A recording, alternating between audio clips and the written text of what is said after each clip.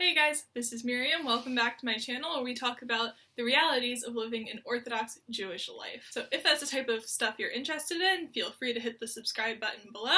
Today we're going to be talking about what it looks like to date in the religious world. So for those of you who were unaware, there's many different sects, even within the Orthodox world of Judaism. So we're going to be talking specifically about what it looks like to date in the American yeshivish style Orthodox community. It's not Hasidish, it kind of ranges from like the lower end of ultra-Orthodox to more mainstream Orthodox, because that is the world that I'm in, so it's what I'm most familiar with, even though it is not very similar to what my husband and my dating story looks like. If you're interested in that in the future, let me know in the comment section below. So the general assumption about religious dating is that it's an arranged marriage and the individual has very little say in who they end up marrying. And this is completely inaccurate for the majority of the Orthodox world. Who you go out with is a bit more arranged, but who you marry and who you go on more than one or two dates with is completely up to you. That is your decision and your decision alone, and no one can make that for you. So in a typical situation, when a girl is 19 or 20 years old and a boy is around 21, 22 years old, they will be ready to start dating. It's commonly referred to as like in the parsha, like in that portion of life. So the first thing that they'll do is have that conversation with their parents, or their parents will approach them just to see, like, their kids are adults now, who knows what they decided for themselves as teenagers. They've kind of been doing their own thing for a few years, even though they've been living at home. So just see, like, what kind of person do you see yourself with in terms of what personality traits, in terms of what type of things they're doing with their life, whether they already have a college degree or they want to even go to college or do some type of more intense profession rather than some type of 9-to-5 job. Things like that. And then they'll go and meet with a shadchan, with a matchmaker, to have that same conversation with her, but also add in more what type of family they are, what specific values that they have, and things like that. Basically just get more specific into their different philosophies within Judaism, because even within the same sect, there are a lot of people with different personalities and different drives towards different areas. Things like whether or not there's Wi-Fi in their house, things like that are a lot of minor things that they would still end up going to the same synagogue, but might make the difference between whether or not a good match could be made between the families because of their own value systems. Just want to say on that while the majority of people who date meet with a shadchan, with a matchmaker, and get suggestions from them, that I think the rate is somewhere around 75% of people meet their future spouse like through a suggestion by a friend or a family member or something like that. And meeting with these matchmakers are seen as just doing your personal effort towards getting married. The term in Hebrew is hishtadlus or hishtadlut. I actually have a really good friend who married her best friend's older brother. So a lot of marriages are set up through a suggestion like that, and not necessarily through a matchmaker, but still everyone meets with matchmakers as a way to get started on the process and a way of getting just the word out that, hey, I'm available to get married. Give my parents a call if you think you know who the person I should marry is. What? They call the parents? Yes. The parents are screening everyone that's been suggested to go on a date with their child. When a suggestion is made, a lot of people have, it's literally called a shidduch resume, their dating resume, laid out very similar to a resume for a job.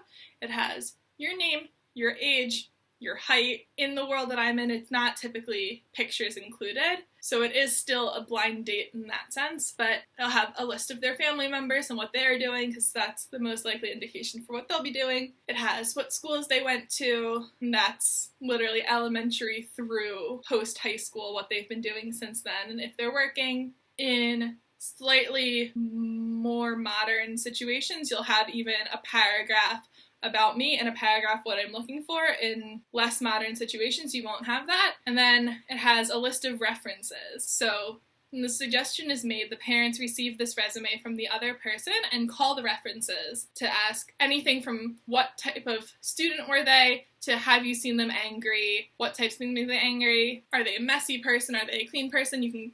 These references include friends, they include teachers, they include aunts, uncles, cousins, just anyone that could be close to the family. And also a lot of times people from these references will also get an idea of, oh, if you know so-and-so, then you also probably know so-and-so, and they'll just call around to see kind of off the beaten track what they can find out about this person. So basically, before you even are going out with someone, you already have a general idea of their character, what their big picture goals are in life, things like that. And also you're already going into the dates with the mentality that if this goes well, I'm dating this person for marriage. This isn't a casual situation. Our purpose of dating is to get married. So if everything checks out and both sides' parents give the green light, then they set up the first date. If the suggestion was made by a matchmaker, they go back to her or him and they will set up this first date for them.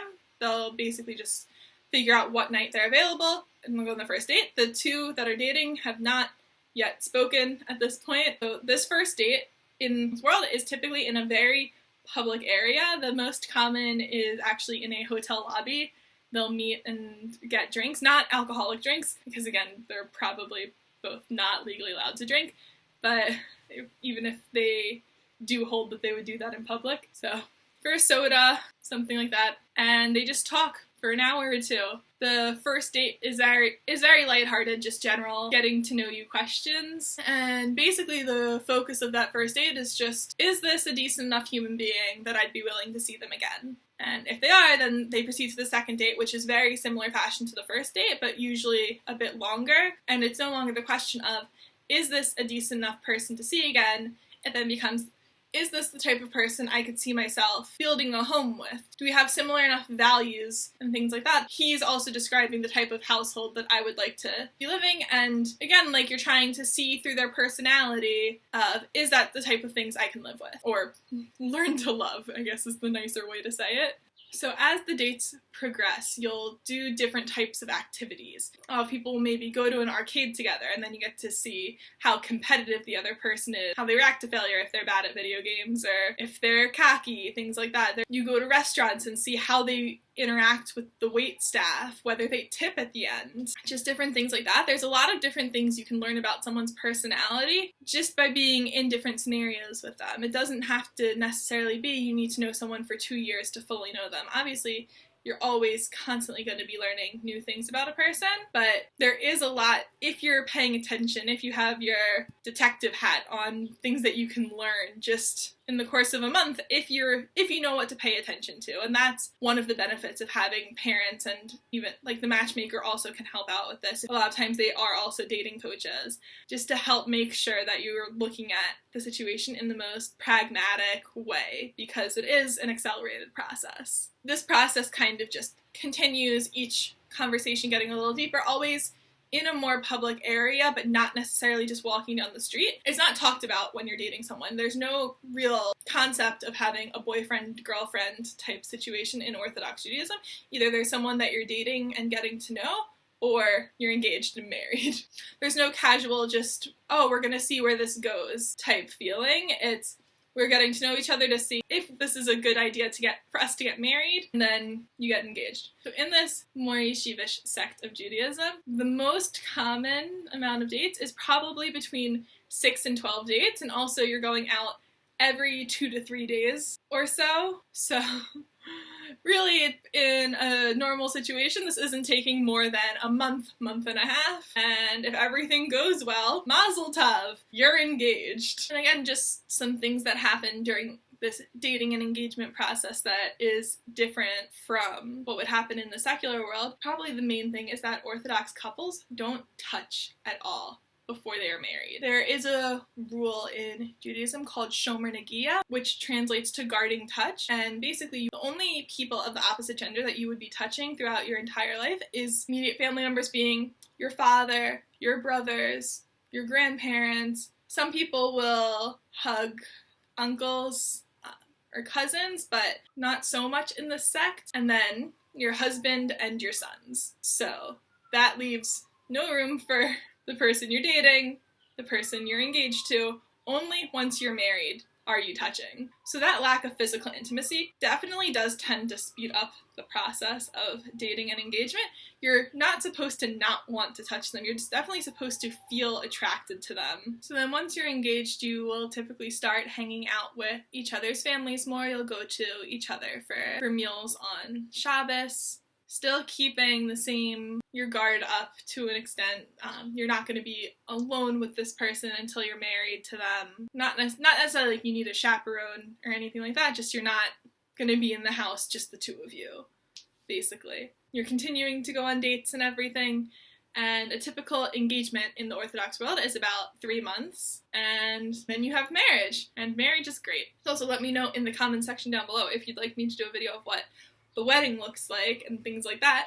But that's basically it for how like a more mainstream but not modern Orthodox single in America would date. So yeah, hit the thumbs up button if you liked this video, and subscribe if you'd like to see more content like this. And I'll see you next time. Bye guys.